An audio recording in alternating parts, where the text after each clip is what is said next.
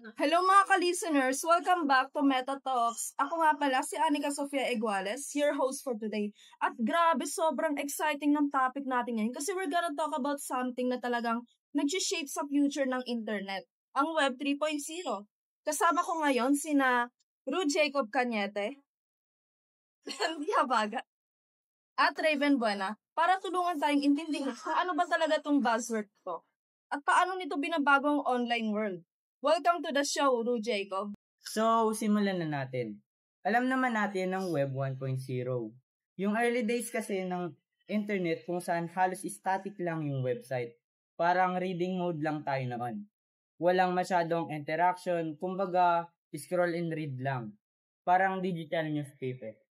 Pero ngayon, we're entering a whole new era, Web 3.0, na tinatawag din decentralized web. Ang difference nito, instead of a new corporation holding most of the data, Web 3.0 is designed to give the power back to the people.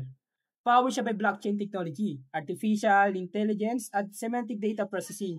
Imagine a web na mas secure, mas transparent, at mas user-centered. Sound exciting, di ba?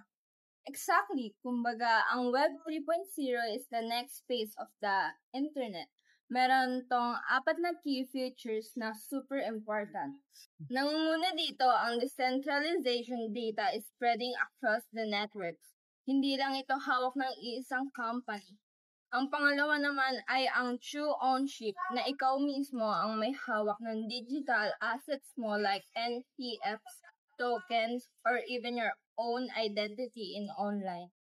At ang pangatlo naman ay AI-driven interactions na may mas pinatalino ang system. They can process and understand the data para maging personalized at efficient ang user experience. At ang panghuli naman ay transparency. Lahat ng transaction and activities can be verified. Kaya mas less ang chance ng fraud or manipulation. So, Web 3.0 is not just about browsing or scrolling. It's about participation, control, and smarter connection. Parang nag-level up yung internet into something na mas collaborative at mas fair para sa lahat. So ayun mga kapodcast, let's quickly summarize today's topic. Una, Web 3.0 is the next stage of internet. Mas decentralized, mas transparent, at mas smart. Pangalawa, binibigyan tayo nito ng ownership at control sa data at digital assets natin. Pangatlo, kahit developing pa siya, Web 3.0 promises a more secure, fair, at user-driven online experience. In short, Web 3.0 gives the power back to the people, mas safe at mas exciting. Maraming salamat kina Ru Jacob, Randy, at Raven for sharing your knowledge with us.